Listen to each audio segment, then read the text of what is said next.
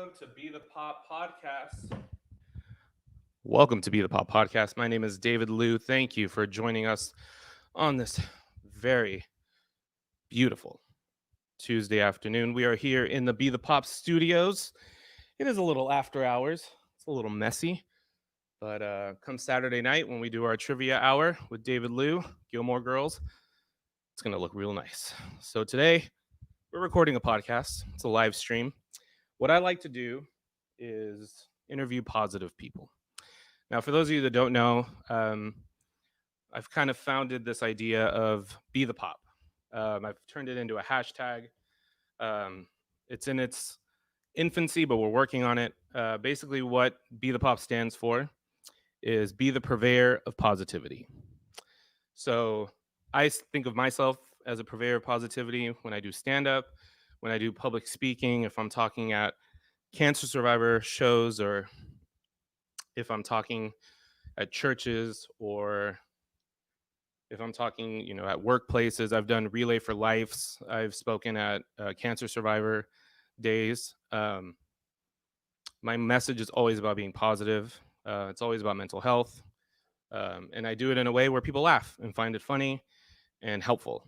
And that's kind of my strength. So what I decided to do was I decided to turn it into, I call it a movement. Unfortunately, this pandemic happened, and so it's kind of slowed down the process of booking public speaking engagements and things like that, but we're adapting. So we decided to do Be the Pop live streams, Be the Pop podcast recordings. So and we do shows under the Be the Pop umbrella. I'm very excited. Me and comedian Holly Borgfjord, who is an Icelandic comedian. I say Icelandic, but he's from Detroit, but his family's from Iceland. And I just think it's cool because we all think of Mighty Ducks 2, but he's not a villain. He's a very nice guy. Holly and I are working on an investing show where we teach people, we show people that it's not that hard to get involved into investing, and it's not, you don't need a stockbroker. You don't need $50,000 to get started. It's very simple to get started. The research is there. We have the internet. We have tiny supercomputers in our pockets that can tell us all types of information now. So it's very easy to invest. And we just want to take some of that billionaire money, put it in our pockets, see what they're doing, emulate it on a level that we feel comfortable with spending. So we're very excited to do that show. It's called the Common Sense Show. It's spelled like cents, dollars and cents. I'm all about puns and alliterations. Very excited about that. I'm doing a competition show for people that do impressions. I have a friend named Justin Ruppel who's going to be a part of that. Mike Betancourt, another impressionist. Bob Green, who's a sports broadcaster. We're going to be the judges. I'm going to be the host. We're going to bring people on that can do impressions. It's going to be super exciting. We're doing a movie game show where people compete to show off how much they know about movies. Not just trivia, but also naming actors in movies. If you guys in high school ever played the movie game, that's what we called it. Basically what you did was you name an actor in a movie that they were in, and then the next person would name an actor from that movie, name the next movie that they were in, and you kind of daisy chain it and you keep going. And you want to stump the next person. Very exciting for film buffs. If you don't watch movies and you're not that big into them, not very exciting. You don't want to play, but very fun to watch. So we're going to do that. So we have a lot of shows coming down the pipeline. So stay tuned for that. But today, I am very, very excited. You can still submit your questions in our thread right now. We do the live thread is the best part of our shows. Every time we do live streams, the comment section is thumping. So by all means, start leaving comments and things like that. Share this video. We're very excited to have our guest here. This gentleman, I'm very excited to have on the show. He is a veteran of the healthcare industry. He's worked in healthcare and emergency services for the better part of 40 years. He started out as an EMT, then moved into being a paramedic. From there, he went into nursing, and we're going to learn about what he does now. Prior to this current job, he also was a part of emergency preparedness as far as earthquakes in the Bay Area, because we do have earthquakes here. It's been known to happen a couple times. Also, let me know how my audio is. I don't want to do this whole thing and you guys are like, we could not hear you. Or you were too loud. You woke my baby up. I'm never talking to you again. So let me know where I fit right there. And so the reason I chose this person, the reason I asked him to come on is because I think he represents the be the pop ideal. I think he has taken situations um, and an occupation that's inherently negative. Like there's a lot of sad situations that he comes across, and he's been able to keep this positive attitude throughout all of it. Um, and we're going to find out about that. And also, we're going to hear some of the crazy stories that he has, because one thing this man has is stories. 40 years dealing with people in their worst situations, in their most uncomfortable situations. Very excited for him to share these stories with you. These are very we have been privy to these stories, and I'm very excited for the world to get to hear them. If you're just joining the live stream, we are about to introduce our guest. Thank you for joining the live stream. Remember, you can ask any questions, submit your questions for this healthcare professional. You can ask about COVID, you can ask about whatever you want, and we'll cover them to the best of our abilities. We will hit you with a couple I don't knows, or sorry for you, but you can ask them. And I've already gotten some hilarious questions from people, and it involves ambulances, it involves pregnancies, birth deliveries, stuff in people's butts. It is insane. So I'm very excited to bring our guest on the show. This is his first time ever doing a live stream, so he is very ill-equipped for technology, but I'm here to walk him through it. He is also my father-in-law, the best father-in-law I could have ever asked for, Mr. Michael Modrich. Let's see if this works. Hello, Michael. Hello, David. Thank you for inviting me on your podcast. Can you hear me? I can hear you perfectly. What a beautiful microphone that you're using. You know what? It's amazing. And I didn't realize that technology had gone that far from tin cans put together with strings. So I appreciate that. Did you not get the other side of this string? No, I did not. Okay, I'm so excited. Thank you. This is your first ever interview on a podcast. You've never told these stories in such a public format. Is that true, right? Correct. I've never told some of these stories in a very public format like this. I'm very excited. And we're not just going to tell the medical stories and the sad stories and all that stuff. He has some great stories that I'm going to share with some famous people, and we're going to get to those. But really quick, I'm going to look through this comment section already and see what we got over here. Greg Ron has come in. He's saying, hey. He's saying our sound is crisp and clear. If you guys don't know who Greg Ron is, you don't know jazz. Look him up, gregron.com, I believe. If I'm wrong about that, Greg, please feel free to show your website, and I'll throw it up in the comment section. Very nice guy. Very excited about this show, and I'm very excited that Greg is a friend of ours. So your current title right now, what do you do currently?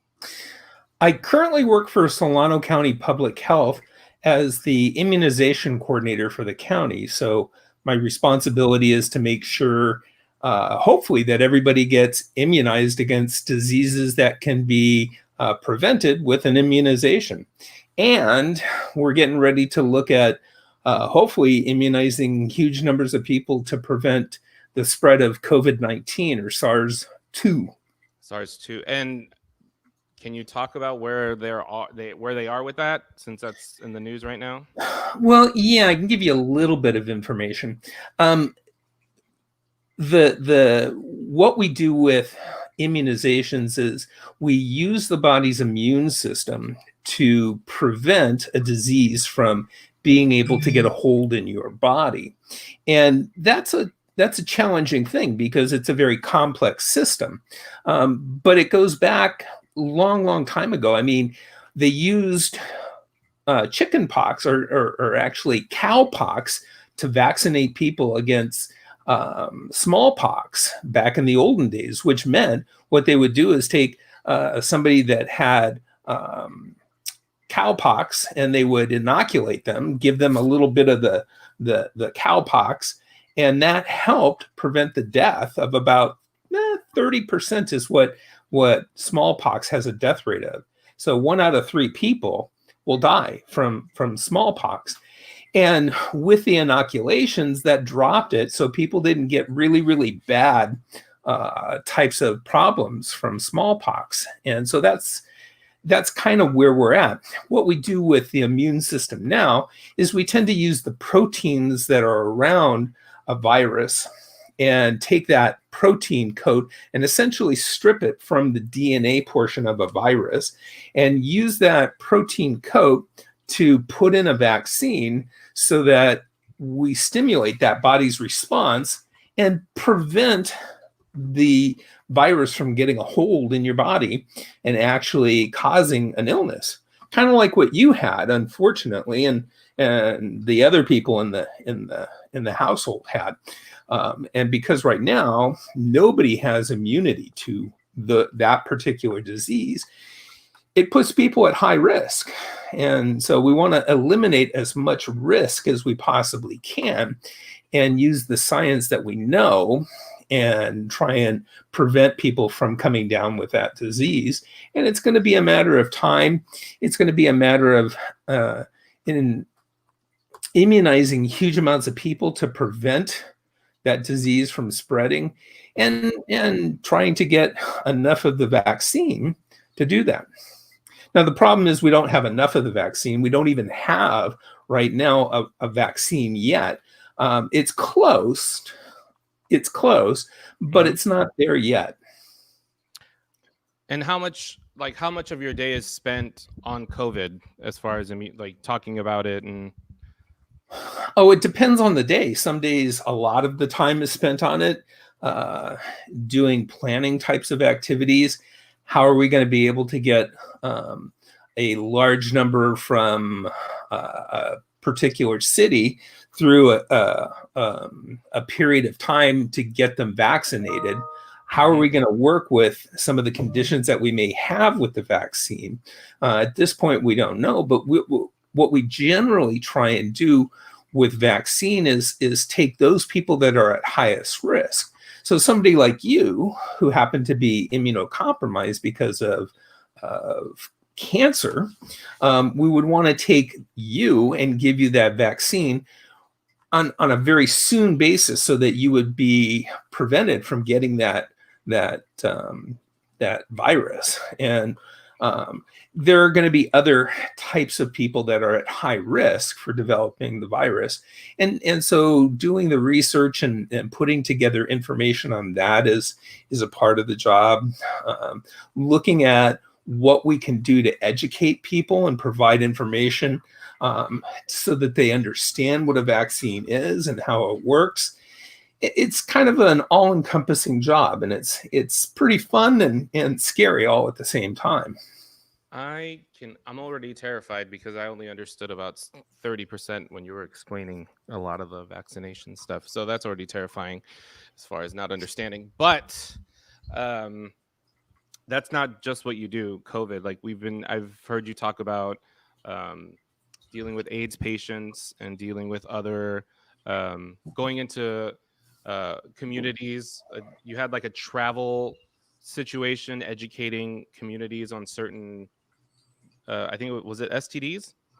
Yeah, I mean, part of the job of a public health nurse is to look at the community that you're working in, the environment that you're working in, and provide both education to that community as well as information so that they can make a wise decision. So stuff on sexually transmitted diseases is an incredibly important thing because we have young my kids. Viewers.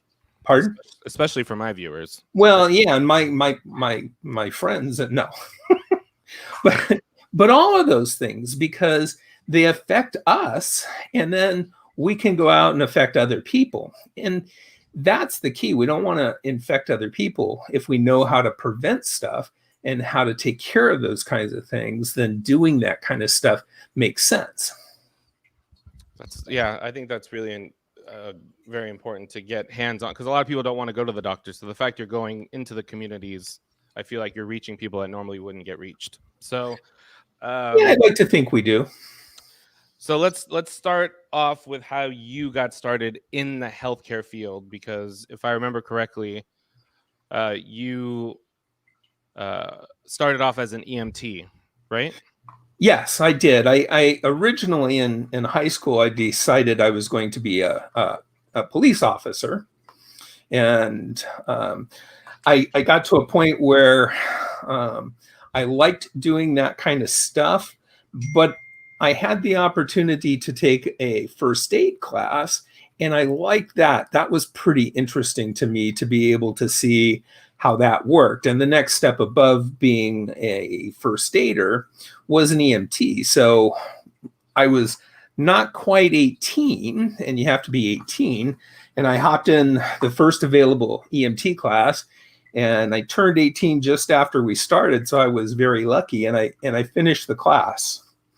So What that was my beginning. and what inspired you to get into healthcare? Because I feel like people don't get in it without having a next level interest, or something happened to them. They had a moment where maybe they almost died and the person saved their life, and they're like, I want to do that.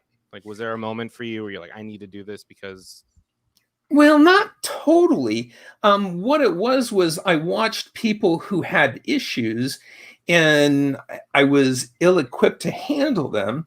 And so, with the education and training, it made me more equipped to handle stuff. And then, the more equipped you are to handle stuff, then the more you want to do stuff. And that's kind of how my career trajectory went. I always felt that I wanted to know more and do more to help people. And so you started off as an EMT. And so where does an like, I'm literally know nothing of all this. So where does an EMT work? Hospital or Well, that's a great question. They work in various occupational settings. So they can work in a hospital. They generally work in an environment that needs somebody to have emergency care done. So through the fire department, they can work. They can work in a police department to take care of people. It's the first step in preventing death and dismemberment in terms of providing care. I definitely would not be the person to be the first step to prevent or dismemberment at all. So I'm glad I did not pursue this. So from what I did a little research, and they said generally a person goes from an EMT to a paramedic. Is that what you did? Yes, I did start as an EMT, and I worked for as an EMT for not quite 2 years, and then I went on to paramedic school down in Los Angeles to Daniel Freeman. That was when there weren't that many paramedic schools in the state of California, and I was lucky enough to get accepted and had the money to pay for school, and then started. And at that particular point in time, that was the biggest check I had ever written, which was $1,700, and I had to write a check the first day of school for $1,700, and I about dropped over because I couldn't spell 1,000. You know. I remember writing my first comma check, and that did not feel good. That did not feel good at all. So you went to Los Angeles. If I remember, you told me, was that when did you have to live in your car while you were going to paramedic school? Is that Um, it was rather difficult, but I lived in my car after paramedic school. after? We Yeah. both lived in our cars. There's no shame in that. When you're following your dream, you got to do what you got to do. A lot of famous people have lived in their cars.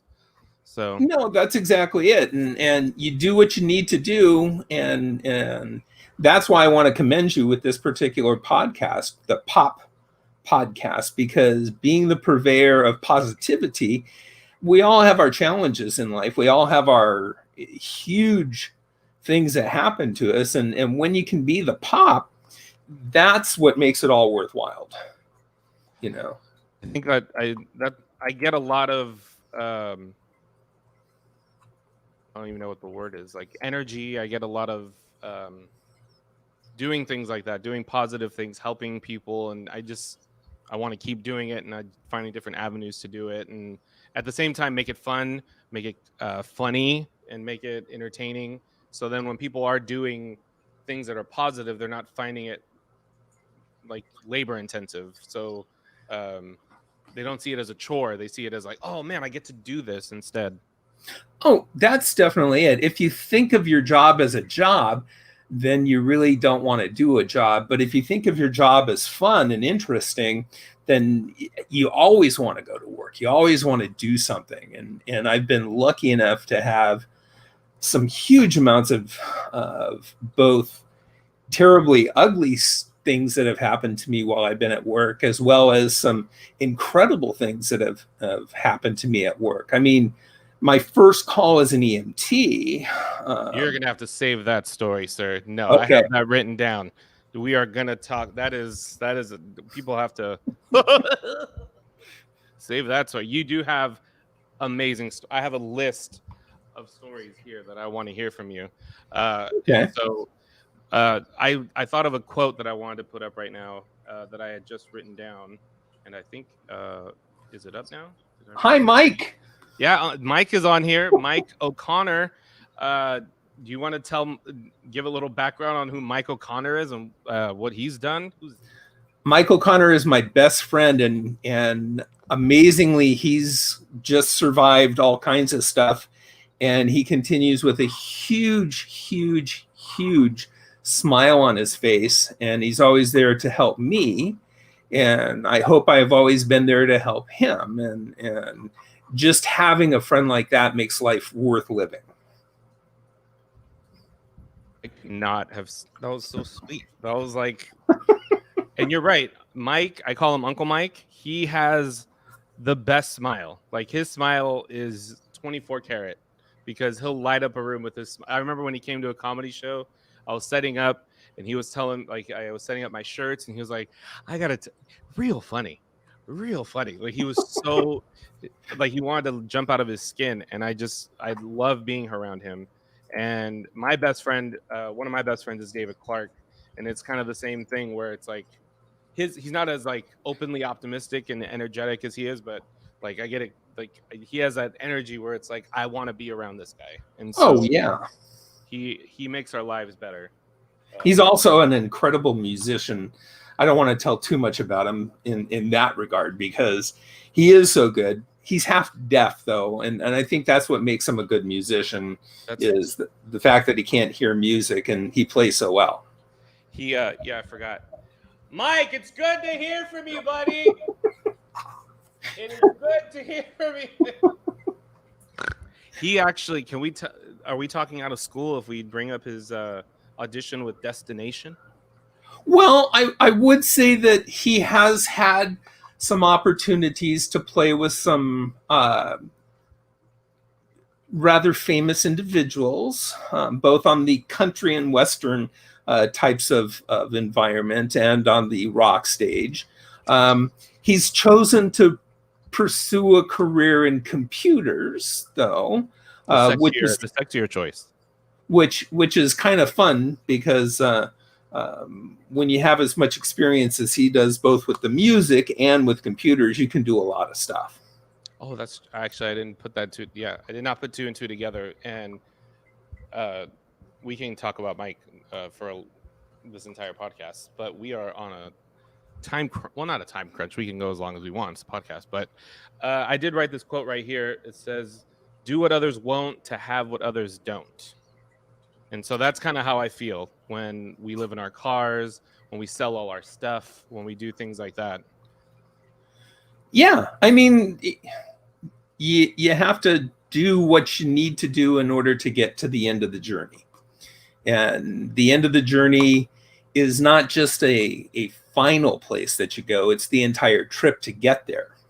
And that's what makes it all worthwhile because by the time you get to the end, you're usually taking Heaven's Express, hopefully. Ooh, Heaven's Express. I like that. I've never heard that before. Oh, taking Heaven's Express. I like that.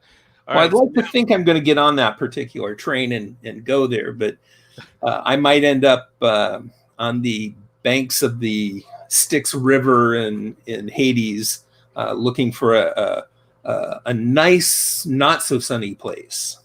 Not so. I disagree wholeheartedly, and everyone that knows you would also disagree. So now we're in the paramedic part of your life.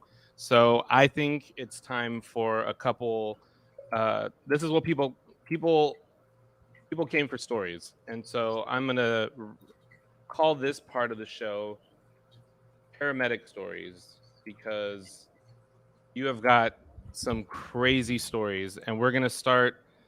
Actually, I don't know if this one's on your list, but the one that I wanted to hear about. Oh no, it is actually because we have someone that submitted a question. Believe. Let me look for it here. Brenda, that's right. Brenda Triggs, uh, Caporale. I don't know how to. I've never said her last name out loud. Sorry, Brenda. But it's Italian, so I'm assuming.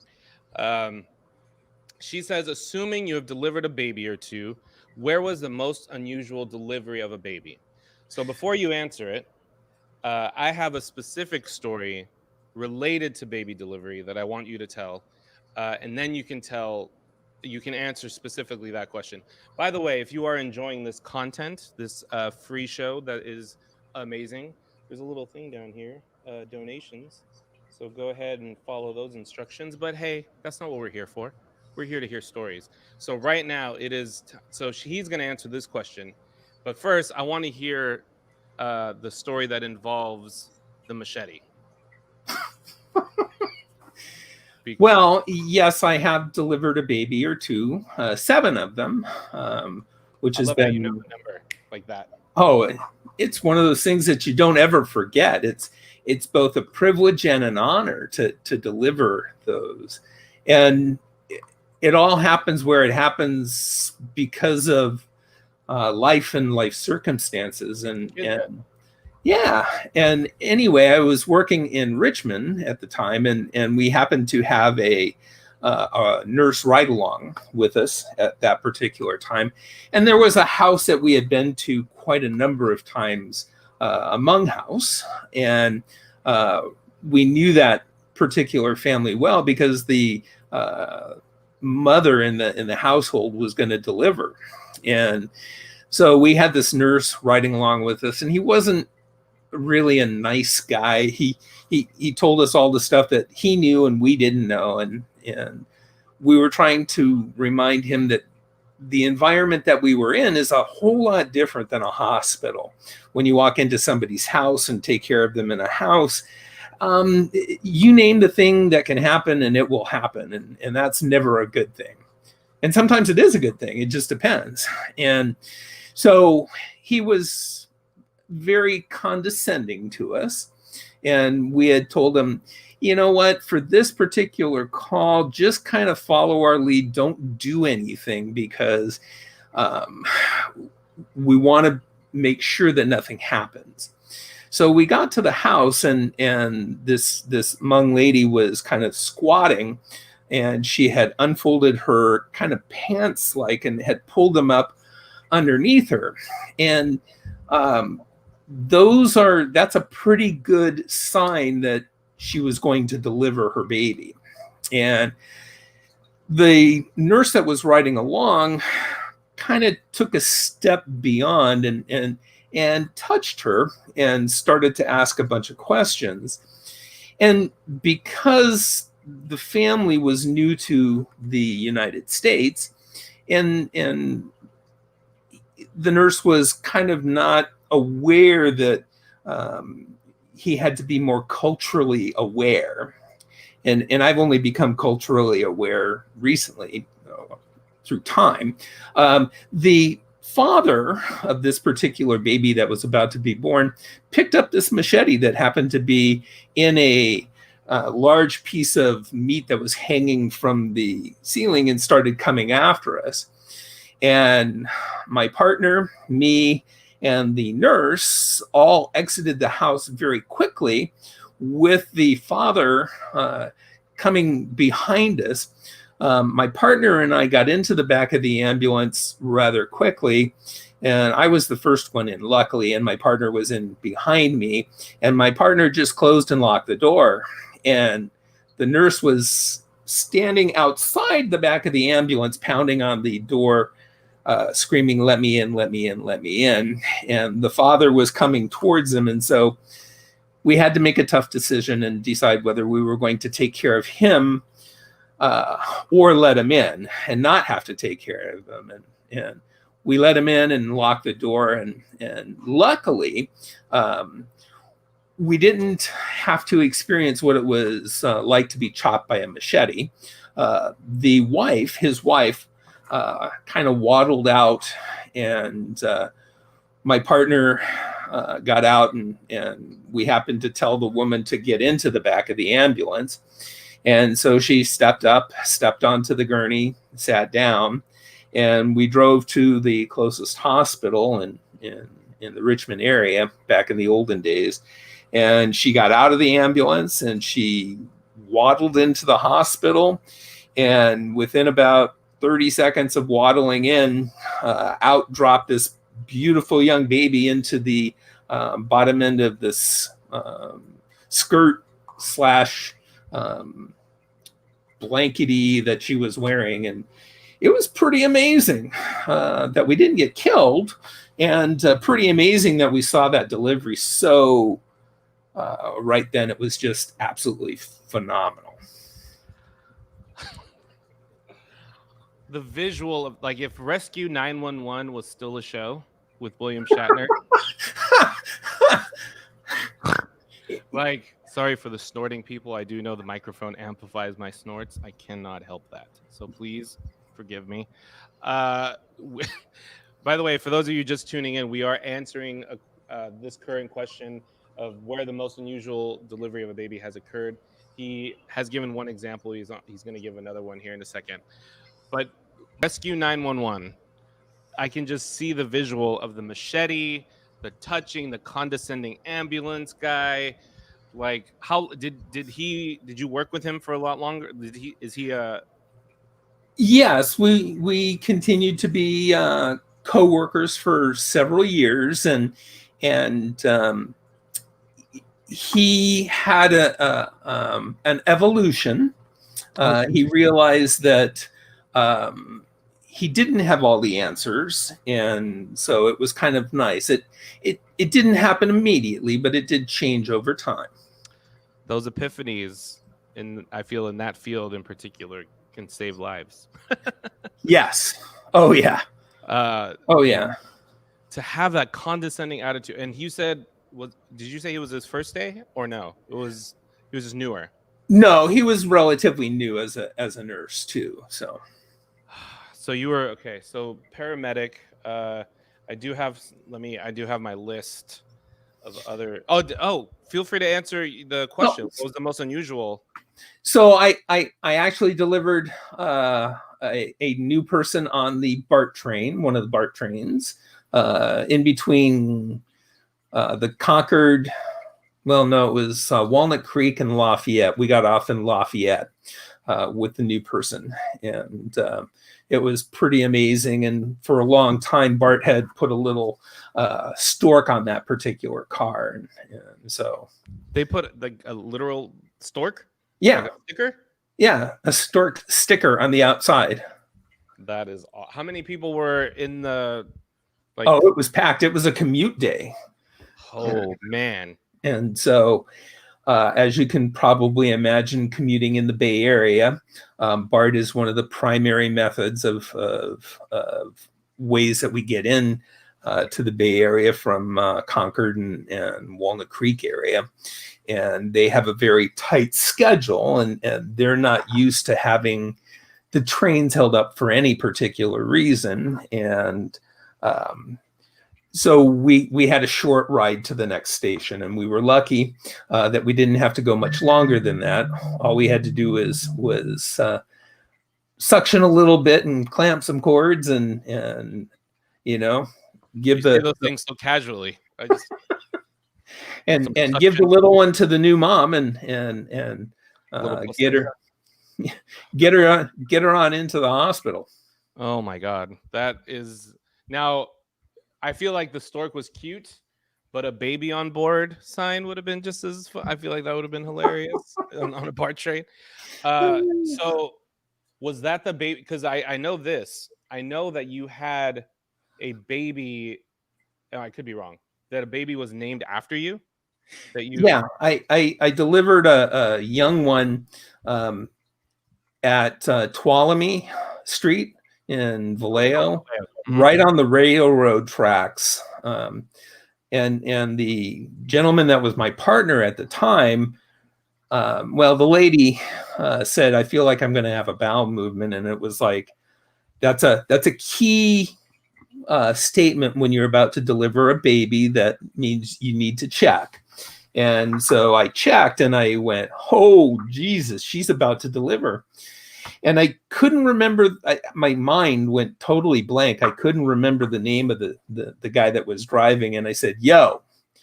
And my partner heard go. And so he turned on the speed jets. And every time I said, "Yo," he turned on the speed jets even more so that we could get to the hospital. Were there literally? I've never been in an ambulance. Is there literally like a? There's not a button. There's not like a speed. You just meant they stepped on the Yeah, he pedal. just stepped on the gas faster. Okay, I was hoping there was like a Men in Black like Yeah, type, but I like wish. a normal one, not like a fake. Like I thought maybe there was a normal. Oh, here's like NOS. Like maybe you guys had NOS on the ambulance. I feel like if any fire trucks and ambulances should have NOS on their car, like I feel like that would be the vehicles to have NOS on. So go ahead. Sorry. So we were flying, and I'm trying to calm the lady because she's thinking something's going on that's wrong. And so I'm talking to her, and I said, "Do you have a name picked out for the baby?" And she said, "Yeah, we have a name if it's a boy, just a first name." And so as we were getting ready to head to the hospital, I said, "Michael is a very nice name." And she was kind of smiling in between her contractions and in between me trying to set up for this delivery. And we hit the railroad tracks at Tuolumne Street down by Broadway. And we probably were in the air for about a good 15 seconds because we were going so fast.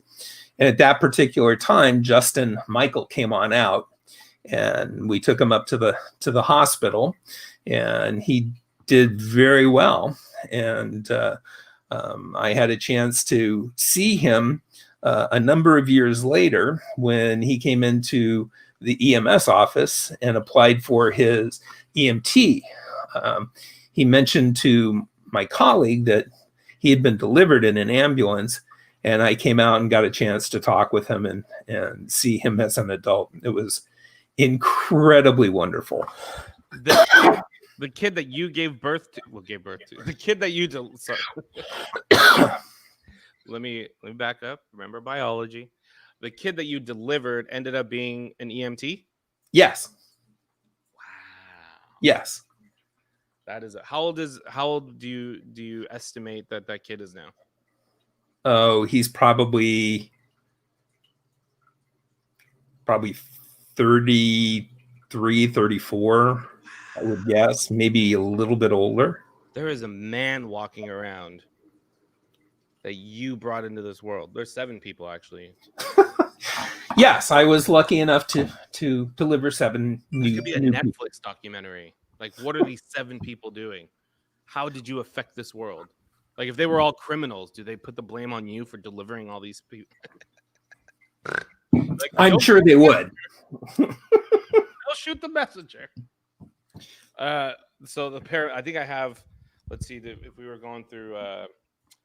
Like the other questions that were submitted weren't related to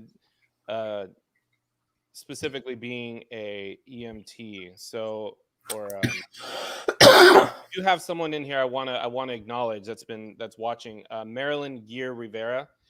She I haven't actually met in person. She for those of you that don't know, I was diagnosed with medullary thyroid cancer in 2014, and so I joined a Facebook group um, just made up of these people that have the same cancer that I have, because it's a very rare form.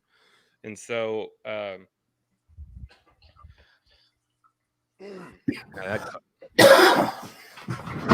just coughing. Okay. It's our COVID cough. Mm.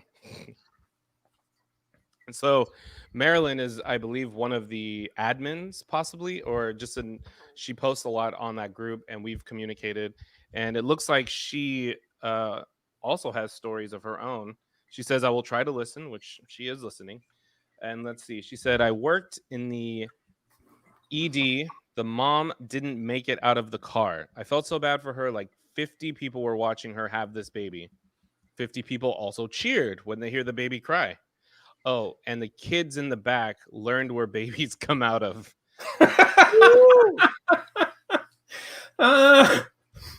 Yeah, that is something that you cannot hide. That is not not ideal. Not ideal that is not the way you want to learn how babies come into this world, is from the front. What's going on? Oh my goodness. So thank you, Marilyn, for sharing that. She said she also loves ED stories. It's like swapping war stories. I agree 100% with that. Right? You agree with that? Yes, I love war stories. Man, because the way you tell these stories is the way my brother Danny, who's served 2 tours in Afghanistan, has been to, like, he tells these stories and it's just like, whoa. So when you tell these stories, it's the same reaction. I'm like, oh my God, I can't believe. Let's see. She says, this is what she said earlier. Get the flip out. I was an EMT and a nurse in ED, and moving into my FNP, which, by the way, for those of you that don't know, healthcare is full of initials. Full of initials that I don't know any of them. So, Mike, could you explain what an FNP is? Well, congratulations, Marilyn. That's an incredible thing. I just recently finished an FNP program. That's a family nurse practitioner. Oh. And you have to have a master's degree. The program that I was in gave me my doctor of nursing practice degree. Whoa. So you guys have that's why she said get the flip out, because your journey is you guys are lining up. That's yes. Interesting. Yes. Let's see. I'm letting people know that don't forget, guys, don't forget to hit the share button. I told you these stories are going to get good, and they're going to get better. Trust me. I've set this up like a comedy show. The closer is the one you want. The closer. So Marilyn says, I love these stories.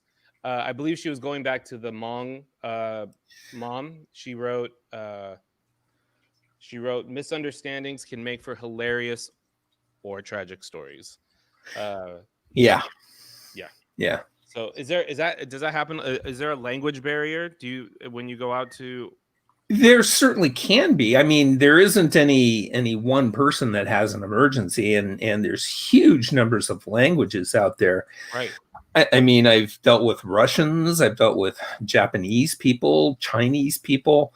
I mean, something as simple as Spanish. I mean, I can ask people to take a deep breath or where their pain is, but to hold a, huh? How do you say it? Respirto, por favor. That's what your daughter taught me. My granddaughter. Spoiler. He's my father-in-law. For those of you that don't know, I'm in the garage and he's in the office currently right now. I know, Hollywood. It's crazy. So what do you do in those situations when you arrive at a call and there's a language barrier?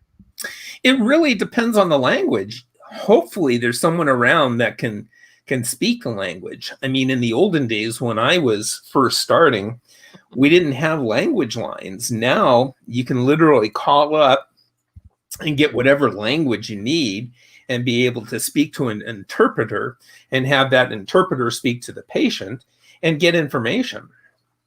And that's an awesome tool to use. But if you didn't have that ability, you really did a lot of pantomiming. You had to figure out what words may be common, and I mean, saying pee-pee to somebody is really hard when they don't speak English, and trying to talk about a bathroom or some other thing. And so when you pretend to pee, the person went, "Oh, yeah, yeah, yeah, yeah." And it was easier to communicate at that point.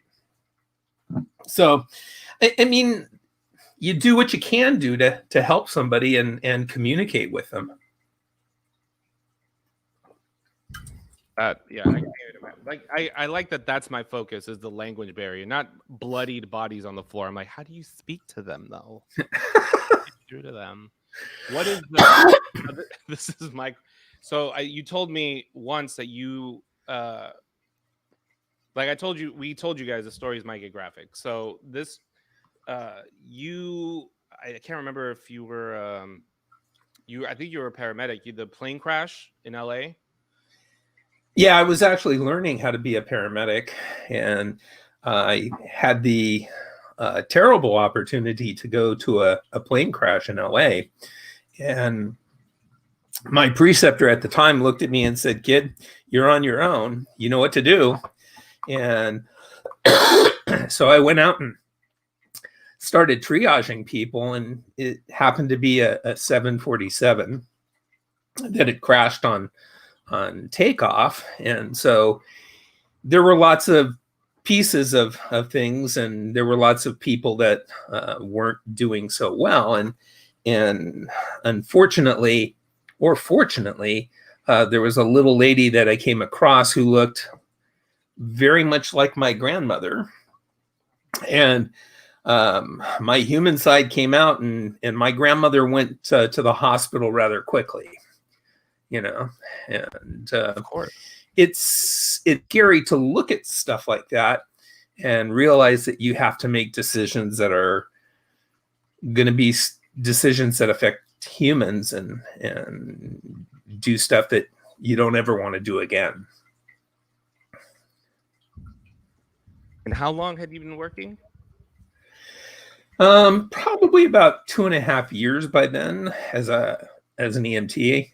I was doing my field internship as a paramedic student, so wasn't even done with paramedic school. I was in the last part of the class. Wow. And how many did you mention how many casualties there were? Well, 747 carries about 400 people plus crew, and we were the second or third unit in, so there was quite a few people that came to help process and do the stuff that needed to be done. And so it was both incredibly amazing that I got a chance to see something like that and give me that experience, and absolutely horrifying that I saw that and got a chance to see that and do that stuff. I cannot even.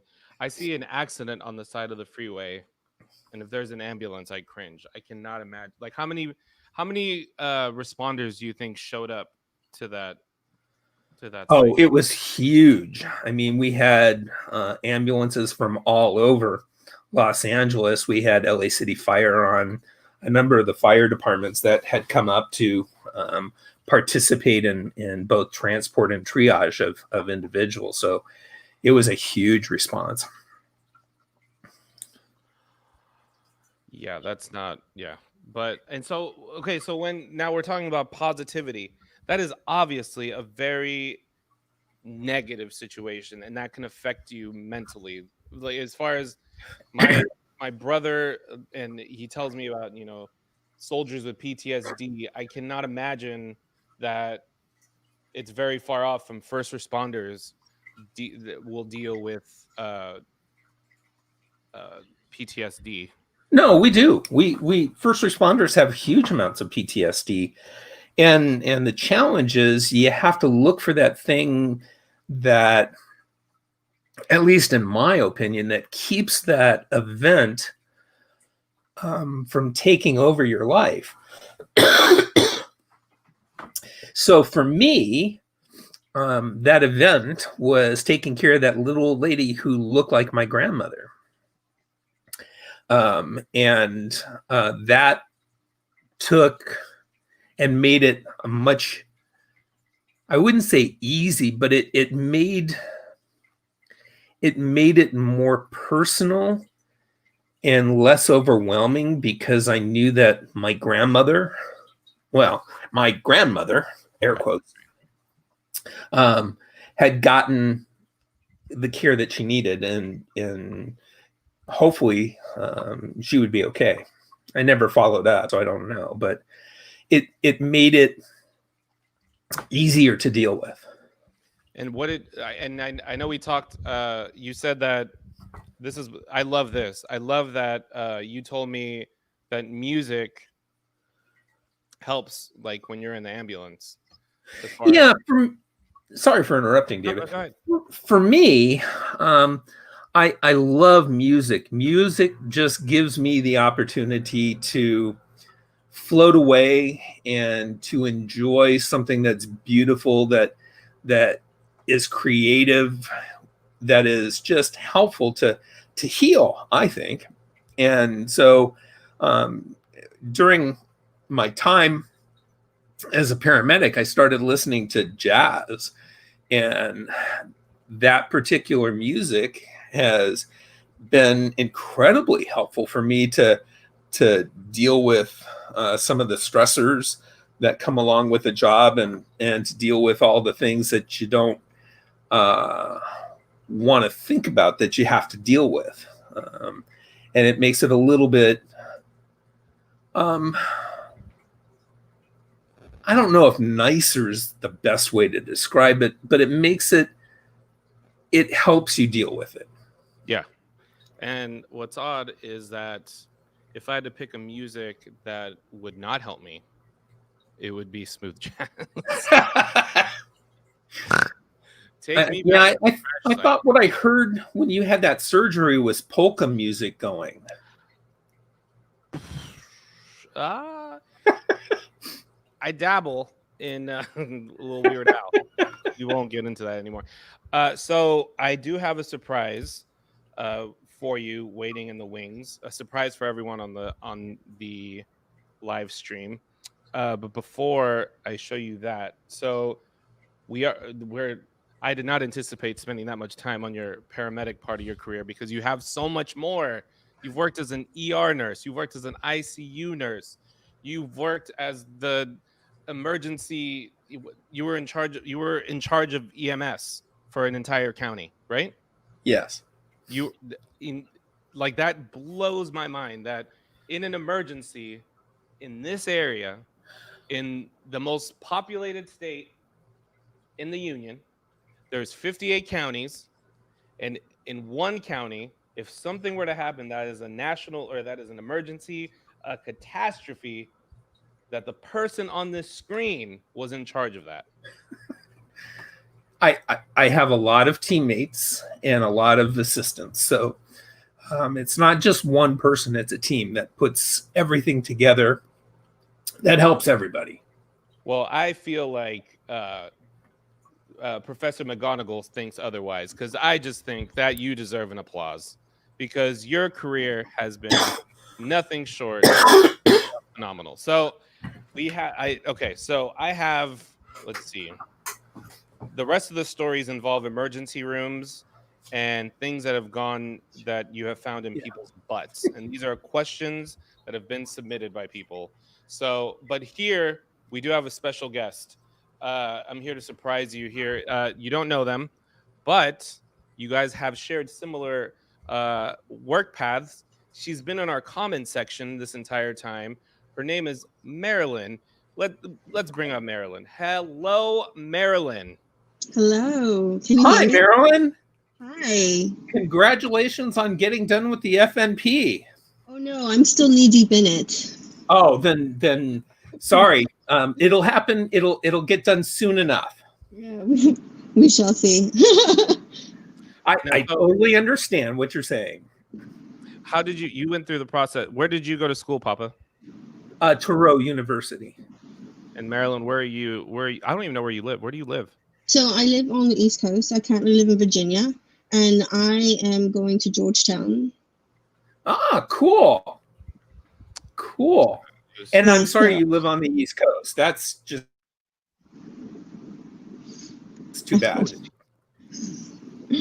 it's very expensive over here. Well, Oh, we know a little yeah. bit about I have a, in the a area. brother and a sister-in-law that live in New Hampshire now. They lived in Massachusetts, and going out to visit them was both an eye-opening experience and incredible to see stuff out there. Really, I used to live in but we call it Mass Hole, right? And that's how you. Ah, That's the enduring term for it. But I used to live there too. okay. So how did you get? And I'm not. Well, I was going to ask you, how did you end up doing the medullary thyroid cancer thing? Well, it was sporadic, so it wasn't my choice. I sort of ended up in it. Ah, I think How? you meant like the group. I don't think you Oh, meant. yeah. okay. How'd you end up picking medullary thyroid as the cancer that you want in your body? Yeah. No. Yeah.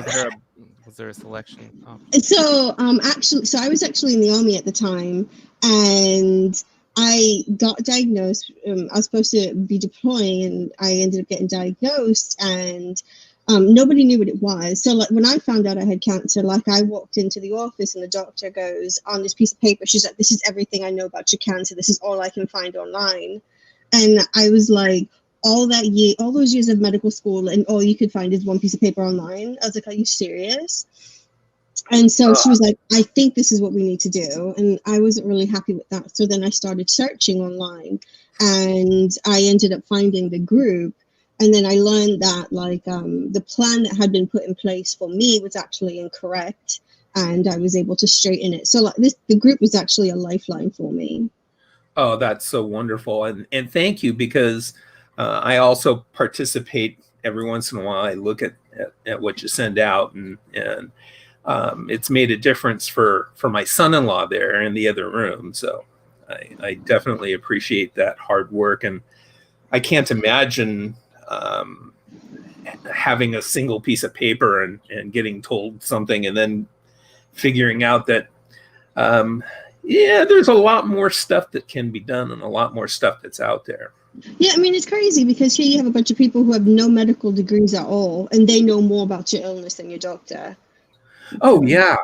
Well, and one of the things that, and this sounds terrible, but doctors are human. And so you get what you get out of school. And sometimes you don't get enough out of school. And it's OJT, baby, at times. And sometimes OJT is not the best way to learn. Yeah. You know, what does that stand for? On the job training. Oh, I was like, is that on the job? I think he's saying it wrong. I think it's on the job. Why is he? It's OJT. Uh-oh. Did I say it wrong? I probably did. You said OJT, which is on job training. I was putting on the job. Mine was OTJT is what mine was. But yours is more efficient. You know, you got the ER experience. You know. So Marilyn, did you also work in the ER as a nurse? Yes, I still do work in the ER. Awesome. Where do you work?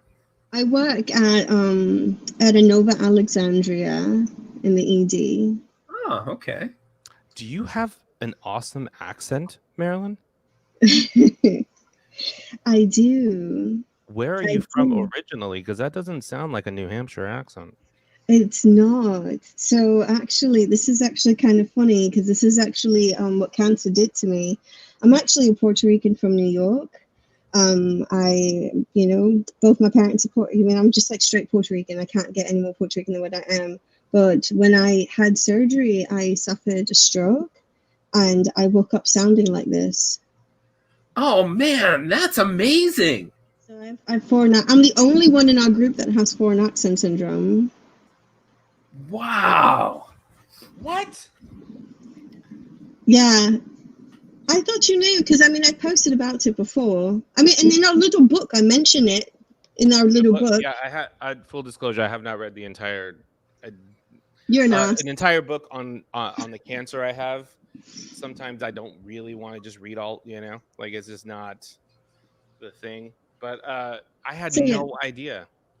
Yeah, I didn't realize it was a thing until like 4 months after surgery, and then I met with the speech pathologist, and then they were like, "Listen, this is what this is. This is your thing." And then I was like, "Are you?" I was like, "Are you kidding me?" I thought it was a joke, and then began like the 30-year-old like identity crisis for me, because then I was like, "Where am I from?"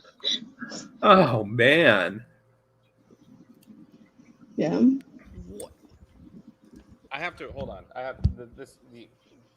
Okay, since you guys are okay, let's land this plane because this yeah. So you guys both worked in the ER.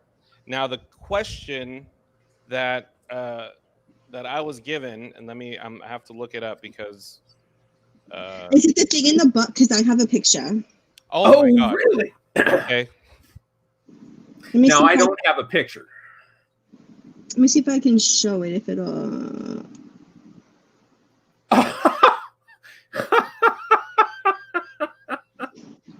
Oh, that's amazing. Yeah. I'm trying to see if I have the other What was one. that?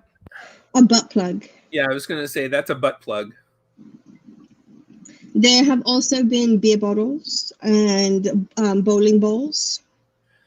Oh, the one that I have happened to be a mannequin hand. Well, hand Ooh. and arm. So it was quite interesting. I wish I could have gotten the x-ray, but that was back in the old days when they, how they processed them was different than how they do it now. And to get a copy was difficult. But I'm sure the radiologist did have a copy. Can we revisit the map? So when you see okay, I want you to kind of walk us through. I've been in ERs. Okay, there's individual rooms. There's a area where people, the nurses and doctors, we've all seen the TV show ER. People are walking around, moving, got those little metal clipboards, or walking around. You walk into an individual's room. Well, before that, you grab their chart, right? You read the chart, or is that? He How did you tried. know that he? When did you find out that there was a mannequin arm in someone's butt? Is my like how was that process? And then you walking into the room to assess how much of it. Well, my experience happened when the ambulance crew called into the ER and had a very difficult time to be very straight and not laugh all the way through the report about having somebody that had a foreign object up his rectum. And when they rolled in through the door, my friend who was the paramedic at the time looked at me and goes, "You got to come over here." And realizing that he was probably, well, no, not probably, he was going to get admitted to have a procedure to remove it, probably a nice long surgery. And that's what ended up happening, that we had to put him into a special room. So.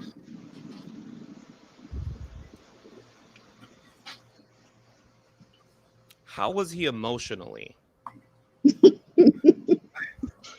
They're usually embarrassed. Oh yeah, he was bright red and stammering that he slipped and fell, and that's what happened. And it was like, okay, and you put on your best professional smileless face and ask him the other questions that you need to know the answers to. Now, when you get home and you're talking to family, that's when you tend to be a little bit inappropriate. Well, can you give me another So he said the story he gave you was that he was just walking around Mervin's, and no, he was at home and he happened to slip and fall, and he had this mannequin, and it just happened to go up his rectum. like it had a question, and he was just walking Yeah. Okay. And then yours was a butt plug, which I feel like is weird, but not weird because that's the word butt is in the name. So I feel like not that. So if we were having a contest, I think I'd have to give it to Mike. But you The can pool definitely. balls. The pool balls were the really cool ones because when they went in through the CT scan, you could see the stripe and the number. Now that I like, that's cool. Yeah. When you said pool ball, you meant like Pool table. Yeah. people. Okay, I guess the world is full of interesting people. I mean, So- beer bottles. Beer bottles. Yeah. Okay, so now we can just start listing. It doesn't have to be the most unusual. So we're hearing beer bottles in butts. You said pool balls. Mm-hmm. Mannequin arm. Is there a couple more that you can think of off the top of your head that you have seen? I have seen AirPods in someone's vagina. The case and everything. It was very difficult to get out. I bet. So this kind of lends itself to the next question, and how great that my daughter has shown up for this part of the conversation. Oh boy. Well, you want to grow up and be a nurse practitioner, right? That's right. So she wants to be a nurse practitioner. What's that? She wants to be a nurse practitioner. Yeah.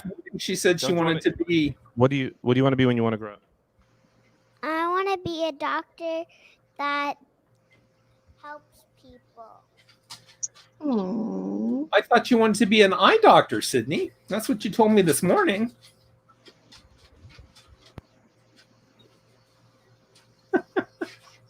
Camera shy. That's it.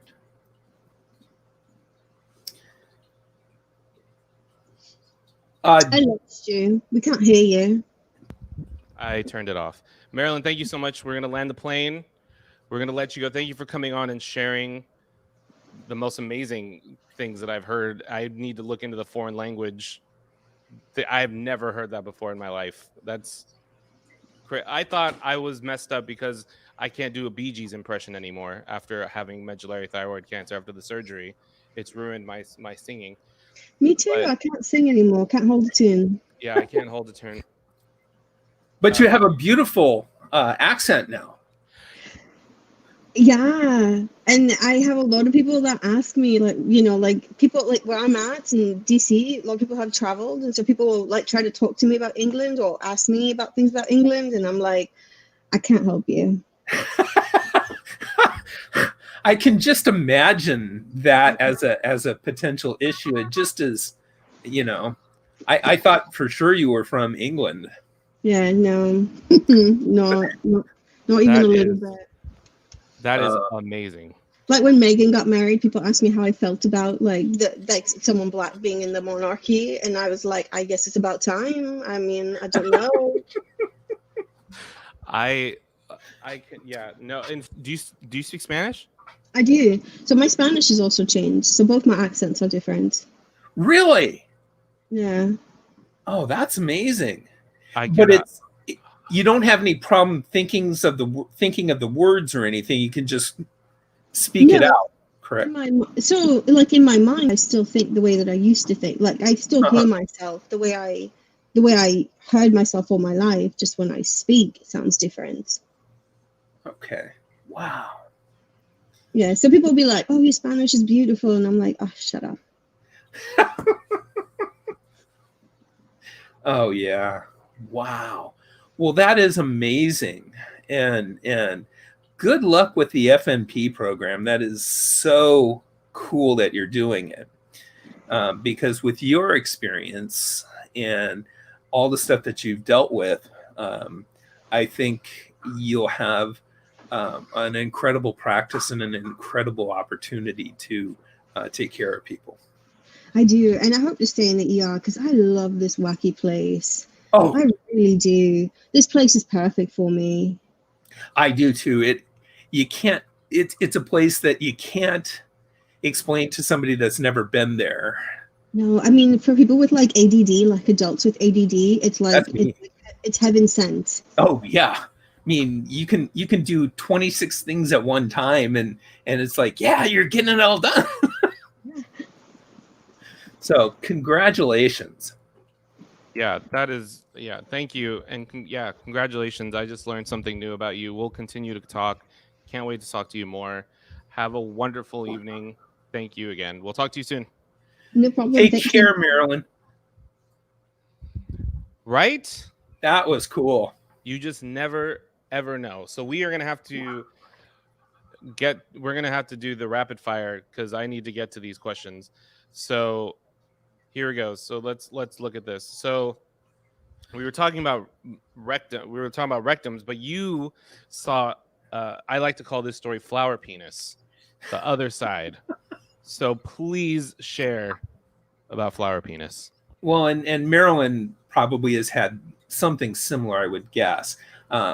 When you triage people, and that's the term that we use to ask people what their problem is, why they're coming into an emergency department, and get some information about that particular problem. I took care of a gentleman that said he had a shoulder injury, and so I got all the pertinent information about his shoulder injury, and during that particular time, I was switching into a different position because I worked kind of an overlap shift, and so I started taking care of patients instead of triaging them. And so because I knew this guy, because I had talked with him, I picked up the chart and brought him back into a room, and I said, anything else you can tell me about the shoulder? No.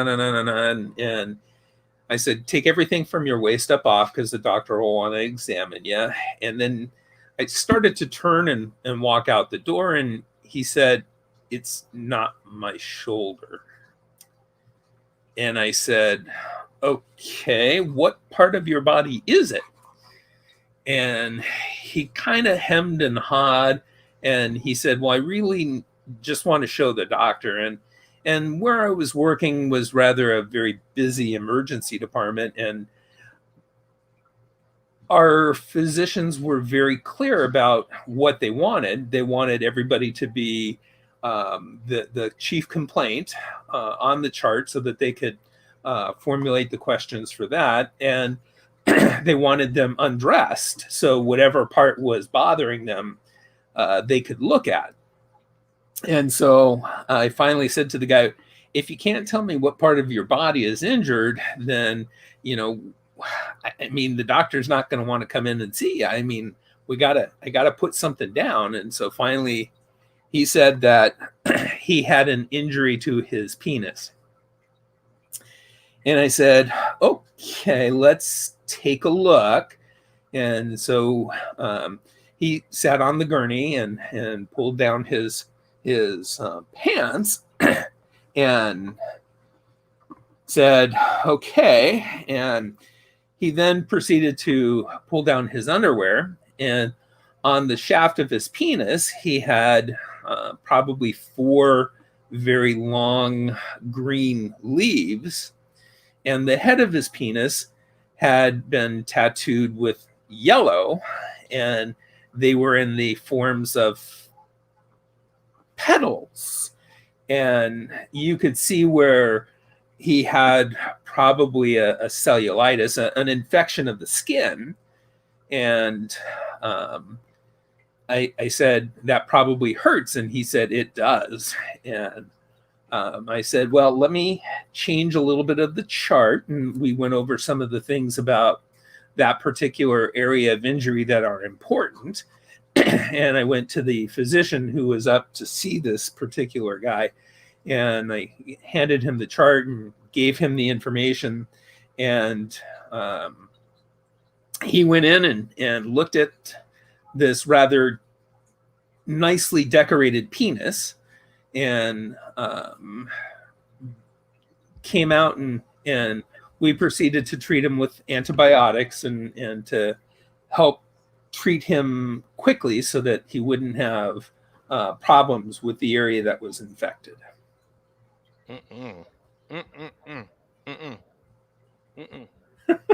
I'm gonna rename that story "She Loves Me Not," because those pedals. No, that is not.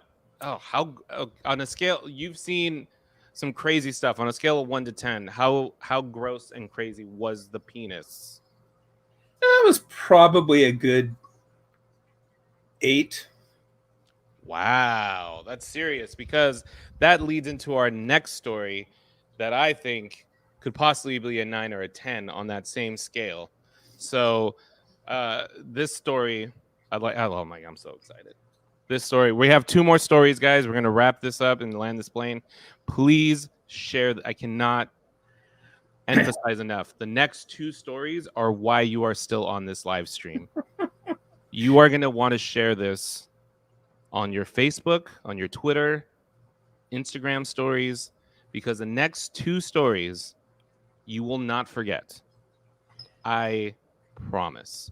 This next story I have a name for also, and it's whew. This one I know is a story that I've heard, and I don't, every time I see a motorcycle, I cannot not think of this story. So we're gonna name this story, and there's a little bit of a spoiler in the title. We're gonna name this story "Motorcycle DUI Guy." So this story, take it away, Michael. Well, thank you. This goes back to actually a friend of mine who happened to be a paramedic, and he called me on the radio when I was working in the emergency department, and he said, and you have to excuse the language, he said, "This guy's all fucked up." And I've known this paramedic for just years and years and years. He helped to break in me as a new guy paramedic, and I said to him, "What's going on with him?" And he came back over the radio and he said, "He is all fucked up." And knowing this guy the way I did, I was scared, because you don't hear that from this particular guy. And I'm thinking, oh man, this is not good. So we went ahead and put him in our trauma bay. And as I rolled in on him, I'm looking at this guy, and he has been impaled with several 3 to 4 foot long wires, essentially, throughout some of his body. And I'm talking to the paramedic, and I said, "What happened?" as we're going back to the trauma bay. And he said, "This guy is drunk. He was riding on some of the roads out in the backcountry. And what he did do was he didn't turn when he should have turned. And he went straight when he should have turned right or left. I forget which it was. And it was a rather severe turn, but he launched himself off this roadway and landed on a wheat threshing device. So it took the guys that were taking care of him initially a fairly long time to slice some of the stuff away from the guy so that they could put him in the ambulance and transport him. And when we saw him in the ER, I mean, he was singing and cussing and just very, very drunk off. I mean, he was just drunk. And he had no, do you think he had a clue where he was? Probably. But I mean, at that point, he was so drunk, he was not communicating at all very well. And he had been pierced with one of the wheat threshing things, had gone under his cheekbone and had gone straight up into his eye and hit the top part of his orbit of his eye and just bent, and it literally stuck out. And we're looking at it, and his eye had literally, no, let's see, there I am. drop down onto his cheek with the various muscles attached and the various nerve attached and the blood Wait. vessels. What? His eye, what? His eye had popped out of the socket And it was resting on his what? on his cheek, Okay.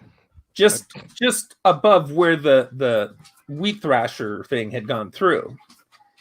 And anyway, we're getting ready to move him from the ambulance gurney onto the hospital gurney because we needed to do some stuff really urgently to him. And the emergency room physician is standing at the head of the bed, and I've got some stuff, and I'm standing right next to this guy on his left side, I think it is, or right side, I don't remember. And we're talking, the physician and I, and he's giving a bunch of orders, and I'm talking to the rest of the team saying we need to get this, and this. And I had said something over the guy, and all of a sudden his eye that was sitting on his cheek turned towards me. And that's when my friend, the paramedic, went, that's it. That's all fucked up. That's what I'm talking about. That's fucked up. And I looked down, and the eye had turned towards me, and my colleague, the ER doc, kind of bent over, took a couple of very deep breaths. I was definitely bending over, taking several deep breaths. And we realized that he was not in a good spot. And we ended up doing the stuff that we needed to do. And unfortunately, he went to surgery. He was incredibly lucky that nothing penetrated his brain or any vital organ. But he did end up losing both his eyes. And so he lost both of the eyes? Yeah. So, okay. So you're sitting there. You're already, Standing. You're standing there, already freaking out. The eye is resting on his cheek. Uh-huh. And it looks around. Yes. What is going through your mind? I said I didn't think that the muscles would be that strong when the eye had been pulled out of the socket. The comment section. What are you guys thinking right now? Are you listen to what he just said? A guy his eye was resting on his cheek. His eye. Not a guy. That would be easier to swallow. His eyeball was resting on his cheek. That is not, if that's not safe for work content, that is graphic and horrendous. But he's blind now, this man. Yes, unfortunately. And how old do you think he was, roughly? You don't have to give an actual. Yeah, he was young, late teenage. And drunk as a skunk. Oh, yeah. So would you say that drinking while driving a motorcycle is not a conducive thing for your health? Yeah, drinking and driving is not a good thing to do, period. Yeah, that wow. That freaks me out every single. Okay. So that is you as an ER nurse. Yes. That is you and how long were you an ER nurse? God, 20, 25 years. I still do some shifts in the ER from time to time. So, by the way, Marilyn, you said 25 years. That's a lot of stories. Marilyn said, she called it. I suspect this story, this is the flower penis story. I suspect this story is going to be that a patient that says one thing in triage, and then you put them in a room and then surprise those of us in the back with something completely different. Yes. How often does that happen? Percentage-wise. Oh, not that often, but it's common enough so that everybody knows that It's like a home run. They're not Yeah. common, but when they happen, boy, you are gonna know something. Flower penis. Okay. Yes. In reference to the motorcycle DUI guy, Marilyn says, dude, you're the last person he saw before he went blind. Is that true? Oh, I feel sorry for that guy then. I am the ugliest person in the entire world. Greg Ron's here, and he says, I've got my eye on you. Okay, so you were an ER nurse, you were an ICU nurse. Really quick, we're gonna tell a heartfelt story because I love this story of you in the ICU. And if you can't tell the story, let me know because I don't think it's on the list. The story of the grandparent wanting to see the grandchild. Oh, because what you're doing is in this story. Before the reason I'm telling you to tell the story is because this is a negative situation, and you were absolutely the purveyor of positivity for this family to the point that they probably haven't forgotten this moment. So by all means, share the story that you know I'm referring to. well, I got to give you the prologue to the story so you understand it a little bit better. When I was a student, I took care of this particular gentleman on the floor, and I walked in and introduced myself. And he looked at me and he goes, I don't like you. And I looked at him and I said right back at him, I don't like you either, but I'm stuck with you for the next 8 hours. And you're stuck with me. And we had some good conversations, and I took care of him. And he had some good questions about what was going on with him. And I later was lucky enough to get a job in the ICU. And I saw this guy again, and he happened to be coming in before he had a cancer surgery.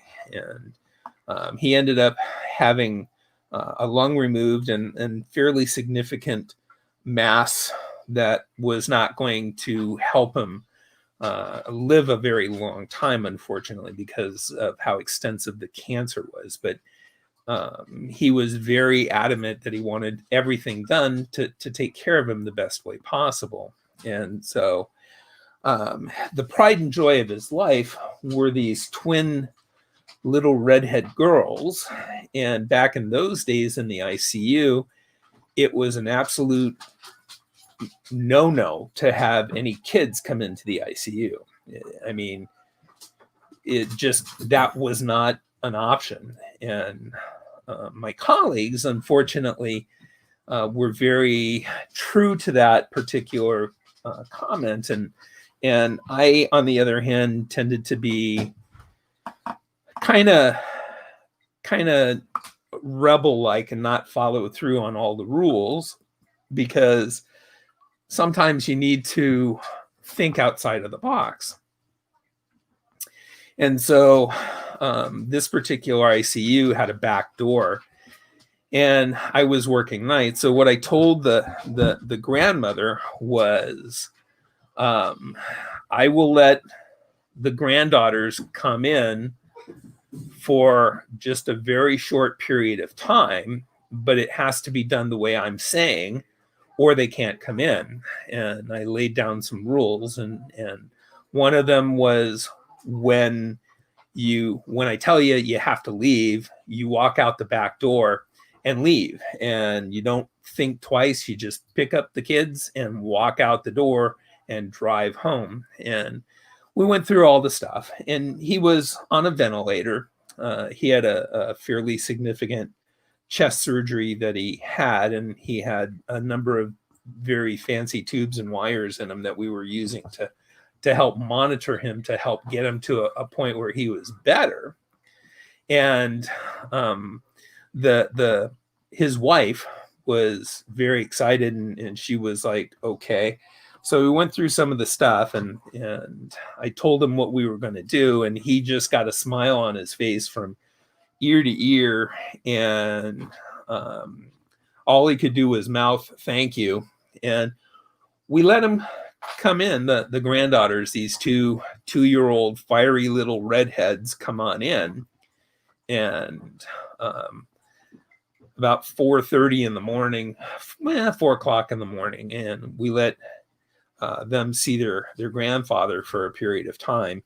And I had medicated him, and they sat down on the bed and hugged him and just kissed him and looked at him and were amazed. And finally, he was getting a little bit tired, and so I said to the mother of the kids, "You gotta take him out now." And I said to the grandmother, "You just gotta go." And he was he just smiled and nodded his head, and the granddaughters were picked up and taken away. And he lived a little while longer. He was able to get off the ventilator and actually go home, and unfortunately he passed away at home. The cool thing was we didn't think he was going to make it out of the ICU, but he did. And so we were just absolutely impressed that he had done so well. I happened to be shopping in a town close to where I live, and Best part of the story. I happened to look up, and this lady came up to me and just put her arms around me, and I'm looking at her and I don't remember her from Adam. I just don't know who she is. And she's just crying up a storm saying, "Thank you, thank you, thank you, thank you. Oh my God, thank you." And around the corner on one of the aisles walked this lady, and she was holding the hands of these two fiery red-headed twins. And I just got a big old smile on my face, and I immediately knew who the lady was, and I immediately knew who the twins were, and I immediately knew who the older woman holding their hands were. And the wife just said, "Thank you, thank you, thank you, thank you, thank you." The daughter was crying, and she was going, "Thank you, thank you, thank you, thank you, thank you. You know, my dad, when he came home, all he did was talk about that." And the two kids were looking at me like, "What the hell's going on here? We want to go home." But that simple thing to do, to let him see those two little fiery redheads, made all the difference in the entire world for him. And it made me feel like I was king of the world for a brief time, just to be able to help him get some joy in a very difficult time. And so it was incredibly worth it, and I would do it 10 times again. That's one of the more, I mean, obviously people are looking to laugh on our podcast, but also I think it's important to acknowledge genuine moments of compassion and acknowledging that a situation, what it is, and seeing what you can do, because you know what the outcome is going to be. And to be able to make that trek to that to the inevitable that much easier is going to have like a lasting effect. And it obviously did. How long did you say that it was between seeing them and then the grandfather passing away? Oh, it was probably 4 or 5 years, something like that. And she stopped in her tracks when she saw you. Oh yeah. See, and like I said, the wife came up and just hugged me and held on to me and just was crying and bawling, and I'm standing in a grocery store trying to figure out what the hell did I do. Oops. Did you have my baby? If so, I'm so sorry. Okay, so we are going to end. Okay, so I know this is turning into a Joe Rogan episode as far as time. So I don't know, you don't know, but Joe Rogan's podcasts are usually like 3 hours long. So okay, so we're gonna ascend now to the story. So we're gonna take a break from the medical stories, because before you were an EMT, You didn't become interesting at when you graduated from EMT school. By no means.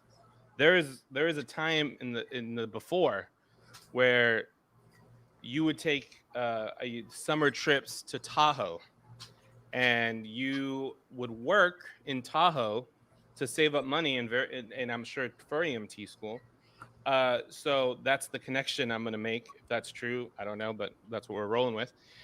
And you would take these trips to Lake Tahoe, and you would work at, I believe it was Harris.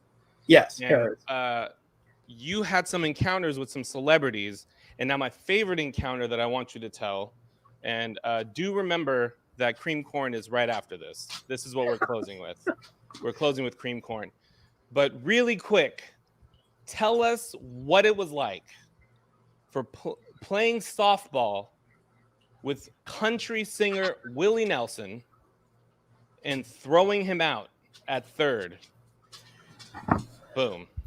Well, we were the stars in those days would come to Harrah's, and they would get tired of being on the road, and so the casino would do stuff to help them relax. And one of the things that they did was to play baseball or softball. And so anyway, the area that I was working with, we delivered stuff out there, and they needed some extra players, and so I got tapped, and I played third base. And so Willie Nelson was on first or second, I don't remember, and somebody hit the ball. Dave Casper actually hit the ball, and Willie Nelson went sailing around first, or sailing from first base around second base, and slid into third. And as he slid in, I tagged him out, and we had an argument on the field about whether he was out or whether he was safe. And I said he was out, and he said that he was safe. And we argued for a very long time about whether he was out or safe. And finally, it got to the point where he needed to go and do his performance, and I needed to go on. And what ended up happening, which was very cool, was he invited me to his performance. And so I'm talking to him as we're arguing about whether he was out or whether he was safe. And I said, the one thing that I think is absolutely phenomenal is you do tiny bubbles. And I told my grandfather plays it on his concertina. And so anyway, he said, okay, well, I'm still safe. And I said, no, you're still out. But anyway, I ended up going to the performance and watching him. And Tiny Bubbles was a big hit during that time. And all of a sudden, he said that he was going to do this song. And then he proceeded to tell the story about how he had been thrown out at third base, and he was actually safe. And he said, this is for the third baseman, and then played Tiny Bubbles. And so that was just amazing that Willie Nelson would play Tiny Bubbles and tell me it was for my grandfather. Like, that is such a, no one can tell that story anywhere else. There's no one in Milwaukee, Wisconsin who's gonna be like, yeah, Willie Nelson played Tiny Bubbles for me, for my grandpa. You are the only person on this planet that can say that. So with that being said, there is something else that you are the only human being that can tell this story, and it is this next story that we are all here for, and a lot of you don't even know it. So we're gonna take a time machine. Go. We went from Willie Nelson. How old were you when that happened? 18. Okay. So, and by the way, there's a lot of there might be a part 2 to this podcast. He's met the Doobie Brothers, Carlos Santana, Eddie Money, Lars. The list goes on. This guy he knows. Celebs get hurt too, you know. So, we're gonna take a trip to his very first day as an EMT, as an emergency medical technician. Is that what it is? Yes. Yes. I was guessing as I was talking. I was like, oh, I don't know what this. Your very first day. take us on your, and this is in I don't remember, is it your first call? Well, it was my The day? first call by myself. Your first call by yourself. People, think about your first job. Personally, I think about the first time I dealt blackjack to my first paying customer. My hands were shaking out of my boots. My hands were in my boots. So I was beyond nervous, and all I was doing was delivering a card 15 inches away from one to this. This man is on his first call by himself as an emergency medical technician. What year is it? And go. Late 70s. So it was actually my second day on the job, my first day in uniform. Just go with the narrative, Papa. Just go with the narrative, Mike. All right. Sorry. So anyway, I had a chance to do what they call a wheelchair car van, which is taking patients that are not that sick, that need to go to an appointment at a hospital or a clinic to be checked out. And this particular call that I went on was the first call right after lunch. And it was for a little old lady that was having stomach issues. And so I was in this particular town. I wasn't super familiar with all the where to go and those kinds of things. And so I spent a long time staring at the map, trying to figure out where to go and how to get there, and how I was going to go from the patient's house to the particular facility that I needed to deliver her to. And my heart's pumping and I'm just getting nervous because here I have to go on this call. So I got the wheelchair van and I drove over to this lady's house. Well, as I parked the van, her daughter came running out screaming, "I think she stopped breathing. I think she stopped breathing." And I'm just literally putting one foot down out of this company van and going, "Oh my God, she stopped breathing. Oh my God." Now, I'd been out of school probably a couple of weeks, probably a little bit less than that. So I went and I realized that I had to get to doing something. So I ran in the house and I followed the lady, and she literally showed me where her mother was. And she was in a back bedroom sitting in this rather large, comfortable chair. And she was kind of head down and she was bluer than blue. And I realized that this was a true emergency. I needed to do something. And I thought back, oh my God, what did they teach us in EMT class? And I'm going, oh my God. So I realized I had to kind of tilt her head back and check her. And so I kind of tilted her head back and checked her pulse, and she did not have a pulse. And so I realized that at that point I needed to pull her out of the chair, put her on the floor, and then begin CPR. And I'm getting ready to do all these things, and the daughter is screaming, "Do something, do something, do something." And I looked at her, and in my best command voice, I said, "Shut the fuck up and call this number and tell them that you need the ambulance." And she just looked at me, she shut up, and she ran to the phone, and she started the rest of the cavalry coming to my rescue.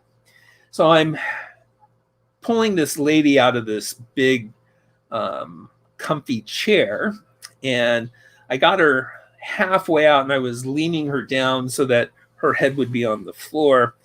And I'm getting a little bit nervous, thinking, oh my God. And I was just probably about 3 inches away from the actual floor, and I kind of dropped her, and her head hit this beautiful hardwood floor, and it just made a very resounding thud. And I'm thinking, oh, this is not good. This is terrible. And so, thank you. So I'm going, I don't know what to do next. And back in those days, you tilted the head back and you gave 4 quick stair-step breaths, and then you proceeded to do stuff. Well, in the very outside, you could hear ambulance or sirens coming, and I knew they were coming to the house that I was at. So I went ahead and I tilted her head back. I pinched off her nose. I took a huge breath in, and I gave her 4 quick stair-step breaths. Well, I only got to breath 3. And as I had told you just a minute ago, we were just a little bit after lunch. And so this lovely little old lady who was in cardiac arrest had lunch just shortly before she had passed away. And when I'm breathing into her mouth to give her these 4 quick stair-step breaths, on the 3rd one, she happened to puke up lunch. And lunch happened to be creamed corn. I kind of saw it on the little table that was next to her chair, and realized that I am kneeling in front of a dead lady, looking at a mirror, and I have a mouthful of pre-digested creamed corn. And I kind of sorted through all my memories from school and tried to figure out, what do I need to do? Now, the daughter at this point in time is looking at me, and she's starting to get nervous. You can hear the sirens coming. And I realized I had to do something, and I had to keep going on and just finish what I had started. And so here I am, kneeling in front of this dead lady, looking myself in the mirror, trying to figure out what I need to do with a mouth like that. So what I did was the only thing I could think of at that particular time, which was, and I swallowed and leaned back down, cleaned out her mouth, gave her some more breaths, and then I started to check her again and did compressions. So I'm doing compressions on this little old lady, realizing that I had just swallowed pre-digested creamed corn, waiting for the rest of the cavalry to show up, and I'm freaking out, going, oh my God, and I'm compressing on her chest, and 2 of the guys that were working on the ambulance, the paramedics got there, and I looked at them, and one was a guy named Roy, and the other guy was looking at me and goes, hey, you're the new guy. And I'm compressing this lady, and I'm going, oh my God, he's talking to me like I'm the new guy. And I was the new guy. And the other one was very much walking around like he had a stick up his butt. And he looked at me and said, compress deeper. And I'm going, oh my God. So I compress a little bit deeper. And of course, I broke some ribs. So here I am, I'm kneeling in front of a dead lady, looking at myself in a mirror, realizing I just swallowed pre-digested creamed corn, thinking I just smashed her head on the hardwood floor, and I just broke all her ribs. This is not a good way to start your job, being your first day in uniform. So anyway, how many people break ribs on their first day on the job, you think? Probably not that many. Nobody goes home from McDonald's and they're like, yeah, how was it? I was on drive-thru. Yeah, broke some ribs. Not too bad. Continue. Oh. So the guys that I was that had come to my to be my saviors knew that I was the new guy, and the fire crew got there, and so they started doing stuff, and Roy looked at me and looked at the lady, and he goes, was she this sweaty? when you first got there?" And I looked at him and I said, "No, that's my sweat." And he goes, "Oh, okay, good." And I'm just sweating up a storm, sweating all over her. And she was a tough IV stick. And they did a bunch of procedures. They intubated her and they finally got the IV in her neck. And they started to do some stuff and her heart came back. And I'm feeling, this is amazing. And so we literally loaded her up on the gurney and got her in the back of the ambulance. And I got my chance to do a first Code 3 run to a hospital. And so what's a Code 3? The lights and siren.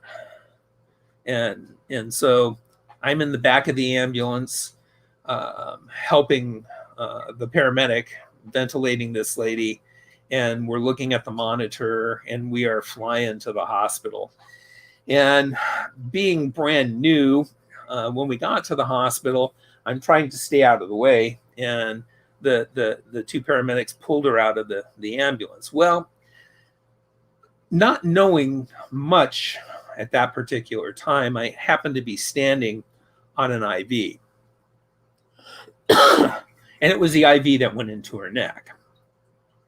And we taped down IVs with a little nice U-shaped curve that we call a tension loop. And about that time, her heart started failing again and it stopped.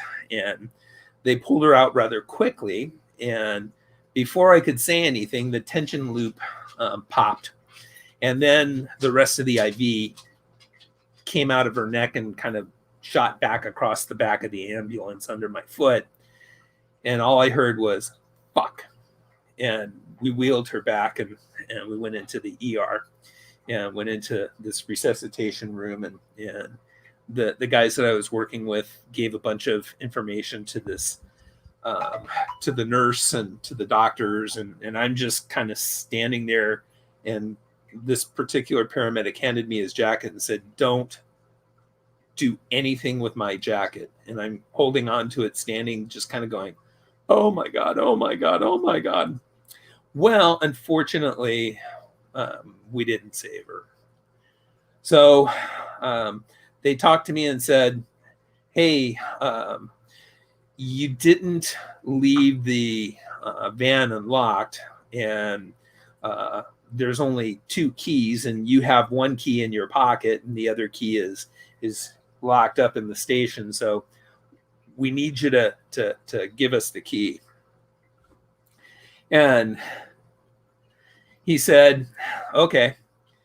So anyway, we didn't save her, but you saved the cream corn, and that's the most important part because it is in your bowels still to this day. I'd like to think there's a little bit of that old lady still inside you. Yes. So I have not touched cream corn since then. Yeah, I would say that is not. Oh, that is so gross. I've never had cream corn. Don't know what it looks like. Don't want to know what it looks like. I don't want you cracking my ribs. That is one of my least favorite stories. Sydney shows up right on time at every story, right at the end before it gets really weird. So I'm gonna check the comments just one more time to see if we have any last questions for anyone. By the way, Marilyn is right on the nose with that comment. Gag. Yes. I absolutely 100% concur with the gag. So yes. let's take a look here. Marilyn says, "We tell new people when you do compressions, compress until you feel the spine. Allow recoil, repeat." Yeah. And yes. That's about right. All right. Yeah. So, dude, we'll never eat cream corn now. See, Papa, you are spreading. By the way, I call him Papa because he's my father, huh? So, you're spreading positivity right now. She is in Washington, D.C. right now. And she's never going to eat cream corn now. Your story affected someone on the other side of the country. so much that she will be at her grocery store. They might not even have Safeways. That's another side. Maybe she goes to a Wawa. I don't know what they have in Washington D.C. She's gonna go there, see a cream corn, and be like, huh, nope. Thank you, Michael Modrich. I appreciate it, fellow FNP. So we're gonna land this plane because it looks like that is the last comment, and I feel like that is a perfect comment. I'd like to think that this podcast was definitely focused on the positive. And what we are going to do is land this plane. Like I said, that's my favorite analogy for ending a podcast. And say thank you for sharing your stories, the heartfelt ones, the funny ones. And so, do you have any last thoughts that you want to share with people as far as healthcare, COVID, emergency services, any advice? I know we have emergency backpacks in our garage. Yes, I would just say take care of yourself, and whatever that means for you, do it. Because that's the most important thing. When you take care of yourself, you're able to take care of other people. Beautiful. And she says, yes, we have a Safeway. And she says, this was awesome. So, well, it was awesome to talk to Marilyn. That was so cool. Absolutely. What a surprise. I'm so excited that she was able to jump on this and talk to us, share her stories. I am going to Google whatever it is that the foreign language. It caused her surgery caused her to have a foreign language, a different accent. Yeah, stroke, and that caused her to have the foreign language. Were you familiar with that prior? I've heard it. You'd I've heard never met anybody that had it, so this was very cool for me. Interesting. And I feel like I'm the 1,000th person to bring it up, and she's just like rolling her eyes right now, like, oh my God. Yes, I have a different accent. Like, but I am, yeah. And you got an English accent. You know what other accents you could have ended up with? Not English. You could have ended up with a pretty ugly accent, but you ended up with a very beautiful accent, and we thank you. I do miss the Boricua accent. So thank you, Marilyn, for joining us on Be the Pop podcast live stream. Michael Modrich, thank you for joining us on Be the Pop podcast. I do believe dinner was brought to you during this, and I'm very excited for you to enjoy your meal. I am going to make spaghetti now. So thank you again, everyone, for joining. Don't forget, follow us on Twitter at Be the Pop 1. I'll show you really quick. This is what our Twitter page looks like. So by all means, go there, follow. We post positive stories. Follow, use the hashtag Be the Pop. I would really appreciate that. Anytime you think of anything positive, if you see a positive story anywhere, please feel free to share it. Hashtag it with Be the Pop. We're trying to just throw more positivity out into the world, and doing it in a funny manner. And by the way, what I live by is if you don't laugh, you don't heal. And so we all can use some more laughter during these times. So thank you, Mike. I appreciate it. And I hope you have a wonderful evening. Thank you, David, for inviting me. I was honored to be talking to people and giving them some stories. The honor was all mine. Thank you, guys. Have a wonderful night. We'll see you next time.